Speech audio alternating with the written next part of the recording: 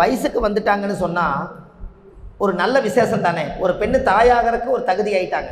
ஆனால் 15 வயசு ஆகியும் கூட நம்மக்கிட்ட ஜாதகம் பார்க்க வர்றாங்க.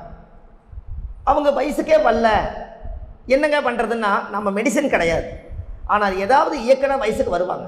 நான் என்ன சொன்னேன்னா, இந்த மரப்பலகையில் பாண்டியங்குழி செஞ்சு விளையாடுவாங்கல்லங்க, அது ஒன்று போய் வாங்கிட்டு வந்து அந்த பொண்ணு வயசுக்கு வராத பொண்ணை ஒரு பச்சை தடுக்கில் உட்கார வச்சு, அதுக்கு எதுக்கால அவங்க ஃப்ரெண்ட்ஸை உட்கார வச்சு ஒரு வாரம் 10 நாளைக்கு பள்ளிக்கூடம் போயிட்டு வந்து பாண்டியங்குழி விளையாட சொல்லுங்கன்னு. அவங்களுக்கு பெரிய மனுஷி ஆகிட்டாங்க. பெரிய மனுஷி ஆனால் என்ன பண்ணுவீங்க?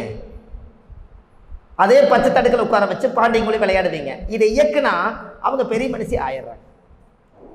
அப்போது இது இயக்க வைக்கிறது தான். பெரிய மனுஷி ஆனால் அந்த பிள்ளை வெளியில் விட மாட்டாங்க. 10 நாளைக்கு காத்துக்கரு பண்டிகைன்னு. அப்போ கூட ஒரு பொண்ணை உட்கார வச்சு பாண்டியங்குழி போட்டு விளையாண்டாங்க. பச்சை தடுக்கில் உட்கார வச்சாங்க. தாய் மாமன் மடியில் உட்கார வைப்பார். அப்போ இது எல்லா குழிகளையும் காயனை போட்டு அந்த நெகட்டிவ் எனர்ஜியான அந்த புளிய மரம் நம்மளோட உடம்புலேருந்து நெகட்டிவ் எனர்ஜி வெளியில் வரணும்னா அந்த புளியாங்கோட்டையில் அந்த காலத்தில் பாண்டியங்குழி விளையாண்டு வயசுக்கு வந்தாங்க பாருங்கள். அப்போ இதெல்லாம் முன்னோர்கள் சொல்லி கொடுத்த வித்தை தானே. அப்போ இதில் எல்லாத்துலேயுமே ஏதோ ஒரு சக்தி, இறைவனுடைய அருளால் ஒரு நல்ல விஷயம் இருக்குது அப்படிங்கிற விஷயத்த சொல்ல வர.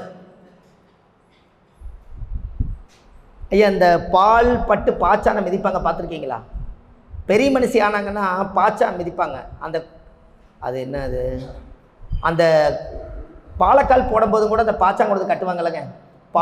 பாலுக்கு பிச்சாங்கூட பால் நிறைய வருமே. பாலை குச்சி தானங்க ஐயா.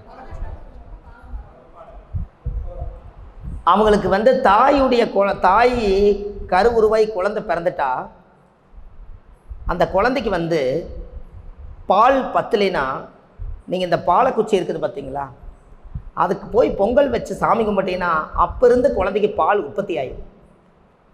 இது ரொம்ப முக்கியம் தாய்மார்களுக்கு. இது செய்ய சொல்லுங்க.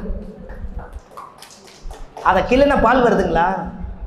நம்ம பாலை மரம் ப்ளஸ் பாலைக்குச்சி, அதில் பால் வரும், நல்லா தெரியும் பாருங்கள்.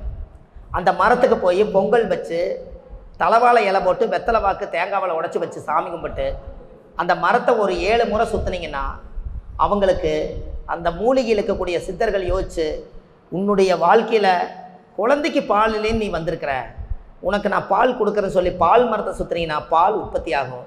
தாய்மார்களுக்கு நெஞ்சு வலி வராது. இது ஒரு பெரிய விஷயம், ரகசியம். கண்டிப்பாக இதை செய்ய சொல்லுங்கள். அதில் கட்டுவாங்க. பசுமாடு கண்ணு போட்டால் அந்த பாலை மரத்தில் தான் கொண்டு போய் கட்டுறாங்க பாருங்கள். ஏன்னா சீம்பால் வெளியில் விளையினா மாடு இறந்துடும். ஐயா, உங்களுக்கு தெரியுமா? இதுதான் அந்த மாட்டுக்கும் பாலுக்கும் வித்தியாசம். அந்த பால் வர்றதுக்கு காரணமே அதுக்கு தான் அது கட்டுறது. என்னங்க ஐயா, அதுக்கு தான் அது கட்டுவாங்க. அப்போ அது செய்கிறது ஒரு பெரிய விஷயம். ஐயா, உங்களுக்கு இன்னொன்று தெரியுமா? காலச்சக்கரத்துக்கு தாய் எத்தனை மடங்கு ஐயா? 4ஆம் மடம். 4ஆம் அதிபதி என்ன கிரகம்? சந்திரன். ஆனால் மேசத்தலை, ரிஷப கழுத்து, மிதுன தோள்பட்டை, கடக மார்பு. இந்த மார்புக்கு உண்டானவர் சந்திரன் எந்த ராசியில் போய் உச்சமாகிறார்? ரிஷபத்தில். இந்த குழந்தைக்கு பசுமாட்டு பால் ஏன் கொடுக்குறோம்னா, அந்த தாயுடைய சந்திரன் போய் ரிஷபத்தில் போய் உச்சமானதுனால அங்கே ரிஷப வாகனம் அந்த பால் உற்பத்தி ஆகிறதுனால அந்த இடத்துல பால் உச்சமாகுது. கரெக்டுங்களா? அதே பால் பசுமாடே கிடைக்கல அப்படின்னு கடவுள் நினச்சி என்னைக்காவது ஒரு நாள் பசுமாட்டோட மடியிலையும் கூட பால் வத்திருச்சுன்னா தன்னோட தாயுடைய மடியில் பால் இருக்கணுங்கிறதுக்காகத்தான் தாய்க்கே பால் குறையில்லாமல் வச்சு தான் ஆண்டவன் படைச்சிருக்கான். இப்போ உங்களுக்கு புரியுதுங்களா? நல்லா யோசிச்சு பாருங்க. காலச்சக்கரத்துக்கு 4ஆம் அதிபதி தாய் உச்சம். அது தாய்ங்கிறது மார்புஸ்தானம். அது போய் பால், அது ரிஷபத்தில் உச்சம். அங்கே பசுமாடும் இருக்குது, இங்கே தாயும் இருக்குது. இந்த 2 இடத்துல பால் குடிச்சு வளர்ந்த குழந்தைக்கு தானே அத்தனை பேரும். அப்போ 2ஐயும் அந்த காலத்தில் யோசிச்சு வச்சுருக்காங்களா இல்லையா? அம்மா, உங்களுக்கு தேள் எப்படி உற்பத்தி ஆகுதுன்னு உங்களுக்கு தெரியுமா? தெரியாது. மாடு சாணம் போட்டால் 1 மாதம் எடுக்காமல் விட்டுருங்க, அதுக்குள்ளே 10 தேள் 20 தேள் இருக்கும். அதுக்கப்புறம் பசுமாடு சாணி போட்டு தொடாமல் இருந்தீங்கன்னா 10 நாள் 1 மாதம் தொட்டு விட்டுட்டிங்கன்னா எதுவுமே தொடாதீங்க. அப்படியே விட்டுட்டிங்கன்னா அதை போய் களைச்சி பாருங்கள். கொஞ்சம் ஈரப்பசை இருக்குமல்ல, அதை எப்படின்னு கிளறினீங்கன்னா ஒரு 10-20 தேள் வெளியில் வரும். அதனால தான் மாட்டு சாணி எடுக்க போனால் தேள் கொட்டி போச்சுன்னாங்க. புரியுதுங்களா? அது ஏன் அப்படி? நல்லா யோசிச்சு பாருங்க. விருச்சிகத்துக்கும் ரிஷபத்துக்கும் ஒரு தொடர்பு இருக்குது. எப்படி? ரிஷப ராசி, ரிஷபம் என்பது மாடு. மாடு கழிஞ்சு விட்டது 8ஆம் இடம் ஆசன வாய்வு, கழிவறை. அப்ப கழிஞ்சதுதான் சாணி. அப்ப இந்த மாடு ரிஷபம் சுக்கிரனோட வீடு. அங்க ரிஷபம்ங்கிறது மாடு. அது நேர் எத்தனாம் இடம் பார்வை பார்க்கும்? 7ஆம் பார்வை ரிஷபத்திலிருந்து பார்க்கும். அது பார்வைப்பட்ட உடனே விருச்சிகம் என்ற தேள், அந்த சிம்பிள் அந்த சாணியிலிருந்து கழிவிலிருந்து உற்பத்தி ஆகுது. எப்படி? அப்போ எல்லாமே அந்த காலத்துல எங்கெங்க கடவுள் எதையும் உற்பத்தி பண்ணி வைக்கணும்னு இறைவன் தானே வச்சிருக்காரு. அது மாதிரி எல்லாம் இதெல்லாம் உங்களுக்கெல்லாம் இந்த மாதிரி எளியமான பரிகாரங்கள். நாளைக்கு நீங்க ஜோதிடர்கிட்ட எல்லாம் நீங்க ஒரு நல்ல ஒரு அறிவுபூர்வமா இந்த மாதிரி விஷயங்கள் எல்லாம் சொல்லி முதல் ஜோதிடர்கள் ஜெயிச்சு அப்புறம் மக்களை ஜெயிக்க வைக்கணும். என்னுடைய கொள்கை அதுதான். இந்த வார்த்தைகள் எல்லாம் முத்தா இருக்கணும், எல்லாத்துக்கும் உலகத்துக்கு போய் சேரணும். அப்போ இந்த பசுமாடு இனிமேல் விருச்சிக ராசிக்காரர்களுக்கும் ரிஷபத்துக்கும் ஒரு தொடர்பு ஏன் இருக்குதுன்னு கேட்டிங்கன்னா, அங்கே பாருங்க, மேசத்துக்கு 7ஆம் இடம் யார் வீடு? அது சுக்கிரனோட வீடு. சரி, ரிஷபத்துக்கு சுக்கிரனுக்கு 7வது வீடு எதுங்க? அப்போ இவங்க 2 பேருமே பெருக்கல் போட்டாலும் இது காலச்சக்கரத்துக்கு 2மே இது மாறாத செல்வமாக இருக்கிறதுனால தானே இதனுடைய உற்பத்தி ஆகிற விஷயங்கள் எல்லாம் இது உலகத்துக்கு பொருந்தது. அப்போ கண்டிப்பாக இனிமேல் யாருக்கெல்லாம் ரிஷப ராசியில் பிறந்திருக்காங்களோ விருச்சிக ராசியில் பிறந்திருக்கிறாங்களோ அவங்க மாட்டு சாணம் எடுத்து வீட்டில் பிள்ளையார் பிடிச்சி வச்சு சாமி கும்பிட்டு வந்தால் அவங்களுடைய வாழ்க்கையில் அன்னையிலேருந்து யோகம் வேலை செய்யும்.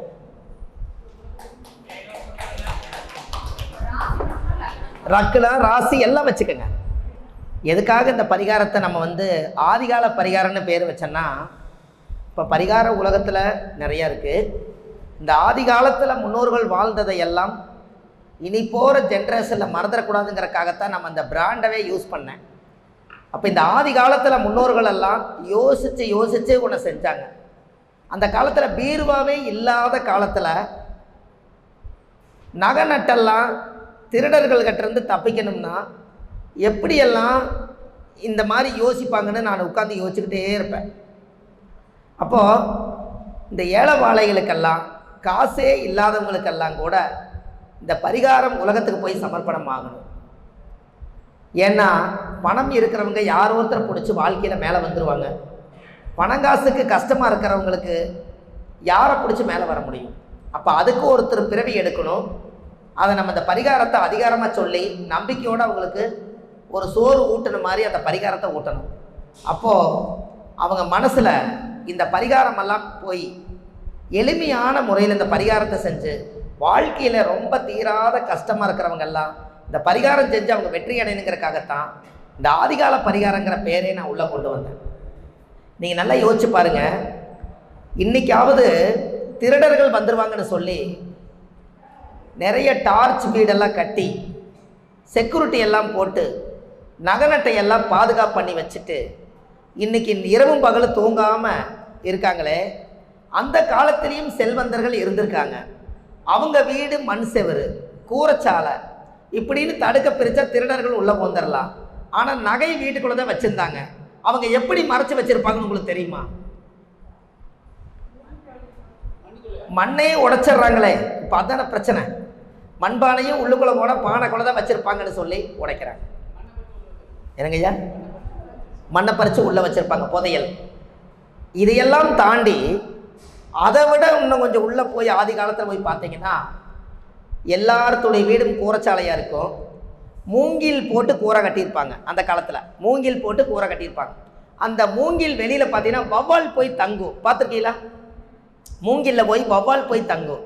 அந்த வவ்வால் போய் தங்குற இடத்துல அந்த கணுவு இருக்கும். அது இன்னும் கொஞ்சம் ஓட்டை போட்டு ஒரு முழத்துக்கு அந்த உள்ளுக்குள்ளே ஹோல்ஸ் வச்சு என்னைக்காவது ஒரு நாள் நான் சித்தப்பனை போய் பார்க்க போகிறேன், மாமன் மச்சாவை போய் பார்க்க போகிறேன்னா அவங்க அந்த அரணா ஒரணா காலனா நகை தோடு மூக்குத்தி காலு செயின் இதெல்லாம் போனால் 1 மாதம் ஆகுமே, திருடர்கள் எல்லாம் பூந்துட்டா என்ன பண்ணுறதுன்னு சொல்லி அந்த நாணல் அந்த மூங்கிலுக்குள்ளே கொண்டு போய் ஒரு துணியில் வெள்ளை துணி மஞ்சள் துணியில் கட்டி அந்த இத்தினூண்டு ஓட்டக்குள்ளே உள்ளே வச்சு குச்சி வச்சு சொருகி சாமி கோயிலில் இருக்கக்கூடிய அழுக்க கொண்டு வந்து மூங்கில் அப்பி வச்சுட்டு போயிடுவாங்க. எப்படி? மூங்கில்ல அப்பி வச்சுட்டு போயிடுவாங்க. திருடன் நேரம் வந்தால் ஒருத்தர் மில்லின்னு வீட்டுக்குள்ளே போய் பார்த்துட்டு ஒன்றும் மில்லின்னு வெளியில் போயிடுவான். தங்கம் நகை நட்டெல்லாம் எங்கே இருக்குங்க? வெளியே இருக்கும். அப்போ அந்த காலத்தில் ஆதி காலத்தில் இப்படியெல்லாம் அறிவு கொண்டு கஷ்டப்பட்ட காசை ஒருத்தருக்கு ஏமாறக்கூடாதுங்கிறக்காக இப்படியெல்லாம் அந்த காலத்தில் யோசித்து நகை நாணயத்தை எல்லாம் காப்பாற்றி பெத்த பிள்ளைகளுக்கு சோறு வாங்கி காப்பாற்றிருக்காங்க. இப்போ ஆதிகால பரிகாரம் சரியா தவறான்னு சொல்லுங்கள். என்னங்க ஐயா? அப்போது அந்த திருடர்கள் எல்லாம் அந்த காலத்தில் அப்போ இப்படியெல்லாம் பண்ணி அந்த மூங்கிலுக்குள்ளே வச்சிருக்கிறது யாருக்கும் தெரியாது. அது ஏன் சாமியோட அழுக்க கொண்டு வந்து அப்பி வச்சு நிறைய நல்லெண்ணெய் போட்டு சாமிக்கு அந்த பலிபீடத்தில் வச்சுருக்கிறத போட்டு கத்தியில் சுரண்டி தாறு மாதிரி எடுத்து கொண்டு வந்து அப்பி வச்சுட்டு போயிட்டாங்கன்னா அவனுக்கு தெரியாது, திருடர்களுக்கு தெரியாது. அப்போ நேராக ஒரு வீட்டை உடைச்சிட்டு உள்ளே போய் பார்த்துட்டு இந்த வீட்டில் ஒன்றுமே இல்லைன்ட்டு போயிடுவார். அப்போவே பரிவர்த்தனை யோகம் தப்பிக்கிறாங்களா இல்லையா? அப்போ இப்படி செஞ்சுக்கிறாங்களங்க ஐயா அந்த காலத்தில். இதெல்லாம் முன்னோர்கள் அந்த காலத்தில். இதெல்லாம் உங்களுக்கு தெரியுமாங்கிறது தெரியல, தெரிஞ்ச விஷயத்த சொல்கிறேன். அப்போது அப்படி உள்ள காலத்தில் இந்த ஆதிகால பரிகாரம் இருந்திருக்குது. சரி, அன்னைக்கு போலீஸ் இவ்வளவு போலீஸ் கிடையாது, இவ்வளவு பெரிய அரசாங்கத்திலேருந்து பாதுகாப்பு கிடையாத காலத்தில் திருடர்களை கண்டுபிடிக்கிறதுக்காக அன்னைக்கு ஒரு வழி வச்சுருந்துருக்காங்க. உங்களுக்கு அது தெரியுமா? அவரை பிடிச்சிருவாங்க, அவர் தான் திருடியிருப்பார். எப்படி? சிவப்பு குரங்குக்கு மட்டும் கொண்டு போய் கொடுத்தீங்கன்னா உடனே அந்த கர்மாவை அது வாங்கிக்கும். ஒரு 10 நாள் 5 நாள் தள்ளி போச்சுங்க. இந்த மாதமாவது நாங்கள் நம்பினோம், திடீர்னு இப்படி ஆகிப்போச்சே அப்படின்னு பெண்கள் வந்து புலம்புவாங்க. லேடிஸுக்கிட்ட ஜோசியர்கிட்டே நிறைய வர்றாங்க, நம்மகிட்டே தெரியாமல் சொல்லுவாங்க. அப்படி யாராவதுக்கு கரு கலையாமல் இருக்கணும்னா அந்த வீட்டில் அவங்க தங்க வச்சுட்டு அவங்க அன்னைக்கு வந்து உறவாக இருந்தால் அந்த கரு நின்றும். 3-4 பேர்த்துக்கு சொல்லியிருக்கோம். அவங்கெல்லாம் குழந்தையே பெற்று எங்ககிட்ட பேரே வச்சுட்டாங்க ஜாதகம் எழுதி. ராமர், லட்சுமர், சீதாதேவி, அனுமார் உடைய படம் இருக்கும் இல்லைங்களா? அதுக்கு வந்து புனர்பூச நட்சத்திரத்தன்னைக்கு நீங்கள் வீட்டில் படத்துக்கு 16 விளக்கு ஏற்றி வச்சு 16 நாள் ஏற்றுனீங்கன்னா